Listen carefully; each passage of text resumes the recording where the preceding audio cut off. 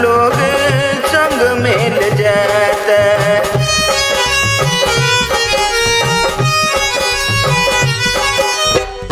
देशवा विदेशवा से घर लोग जाता, पूजा के समान लोग संग मिल जाता।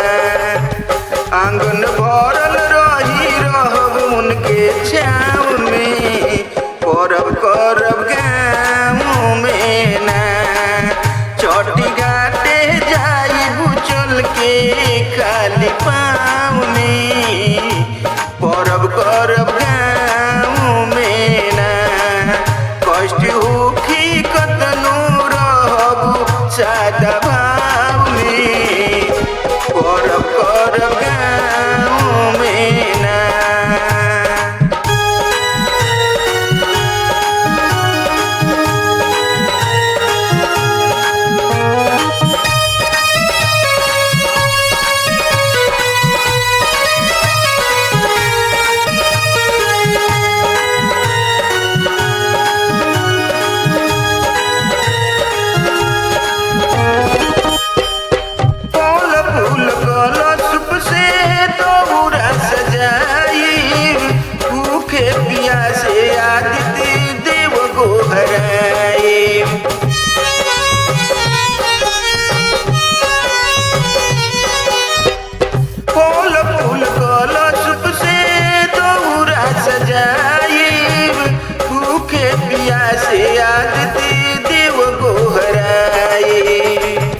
सुख मिली जे भी जपी उनका नाम में, परब करब गाँव में ना।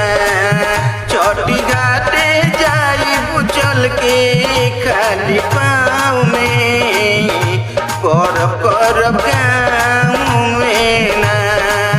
कष्ट होखी कतनो रहबू सादा भाव में, परब करब गाँव में ना।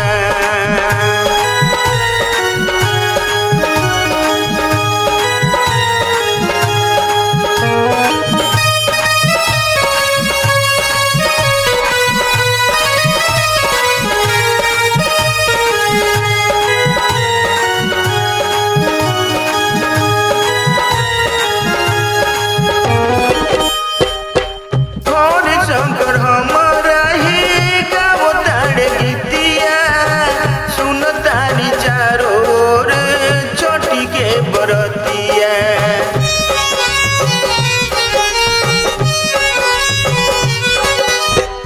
हरि शंकर हमारा ही गाँव तारे गीतिया, सुन तारी चारों ओर छठी के बरतिया।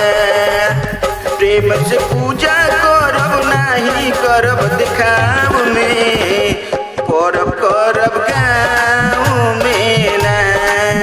छठी घाटे जाइबू चल के खाली पाँव में, परब करब गाँव में ना। कष्ट होखी कतनो रहबू सादा भाव में, परब करब गाँव में ना।